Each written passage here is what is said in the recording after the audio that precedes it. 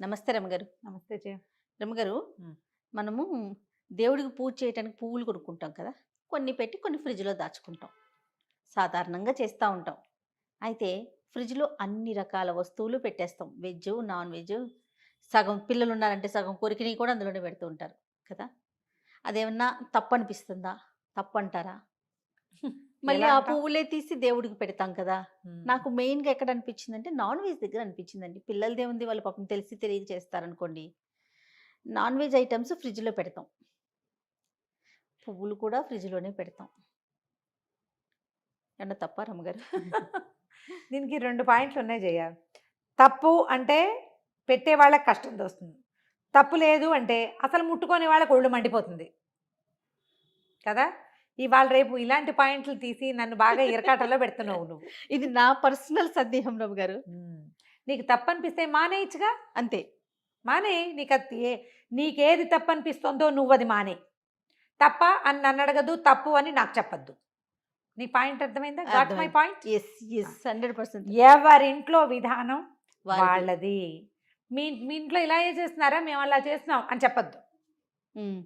నీకు నచ్చితే పాటించు, లేకపోతే మానేయి.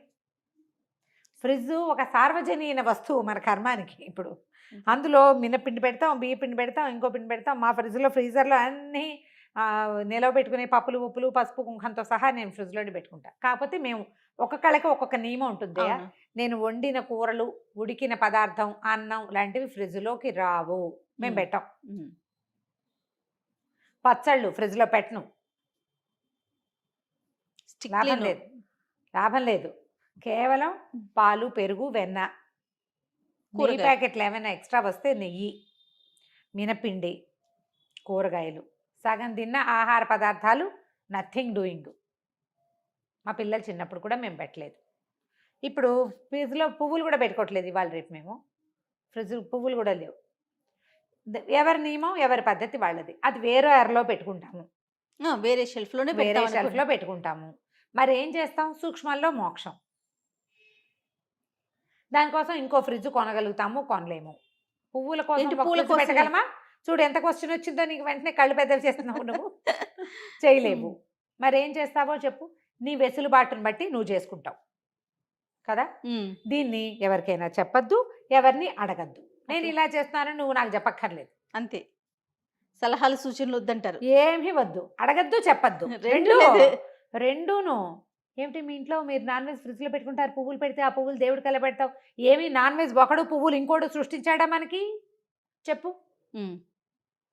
దానిని నీ తిండిగా చేసిన వాడెవడు? దీన్ని నీ పువ్వులుగా పూజకు ఉపయోగించుకోమని చెప్పిన వాడెవడో చెప్పు. ఆ తాత పేరు అమ్మ అమ్మ అమ్మ వాళ్ళ నాన్న, ఈయనేమో నాన్న వాళ్ళ నాన్ననా?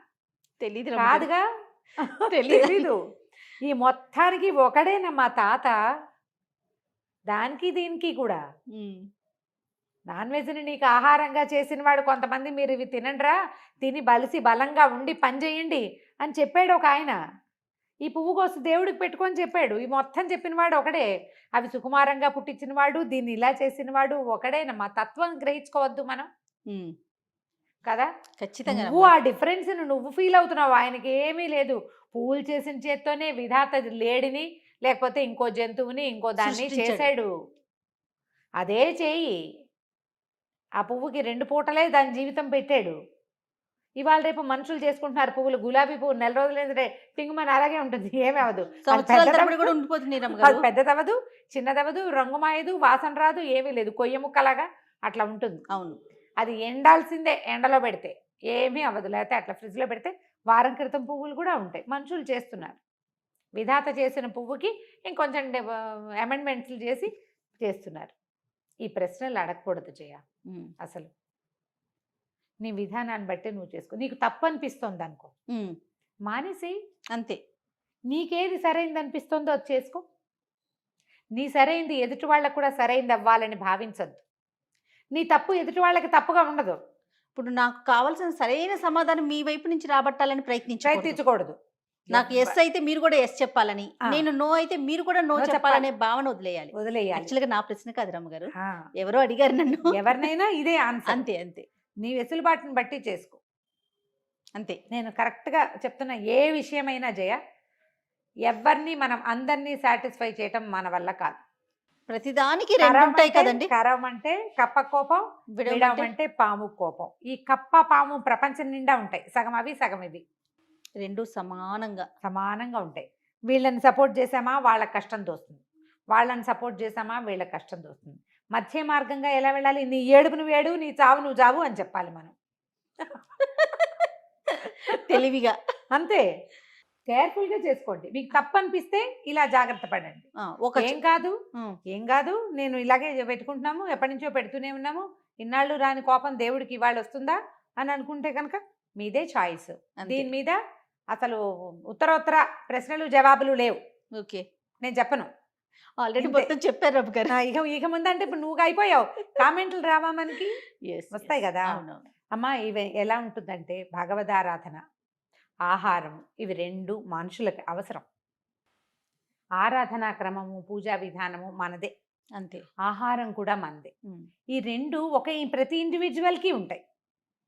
వాళ్ళ ప్రకారం చేసుకుంటారు. మనం ఇంకోళ్ళని కామెంట్ చేయొద్దు. ఎస్. ఇప్పుడు ఏం తిన్నా, ఎలా ఉన్నా, ఏం చేసినా, అశుద్ధమో శుభ్రమో ఎలా ఉన్నా, వాళ్ళకి భగవంతుడు వాళ్ళని చేసినట్టే మనని చేశాడు, మనని చేసినట్టే వాళ్ళని వాళ్ళని చేశాడు. చేశాడు.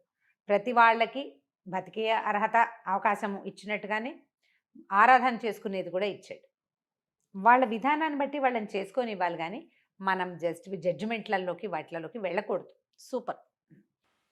ఆరాధనా క్రమము, పూజా విధానము మనదే, అంతే. ఆహారం కూడా మనదే. ఉమ్. ఈ రెండు ప్రతి ఇండివిజువల్కి ఉంటాయి. వాళ్ళ ప్రకారం చేసుకుంటారు. మనం ఇంకోళ్ళని కామెంట్ చేయొద్దు. ఎస్.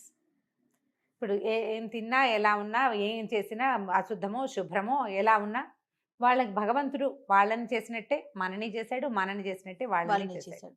ప్రతి వాళ్ళకి బతికే అర్హత, అవకాశం ఇచ్చినట్టుగానే ఆరాధన చేసుకునేది కూడా ఇచ్చాడు. వాళ్ళ విధానాన్ని బట్టి వాళ్ళని చేసుకొని ఇవ్వాలి, కానీ మనం జస్ట్ జడ్జిమెంట్లలోకి వాటిలలోకి వెళ్ళకూడదు. సూపర్. ఇది బెస్ట్. అంతే రమ్య గారు, అంతే. నమస్తే.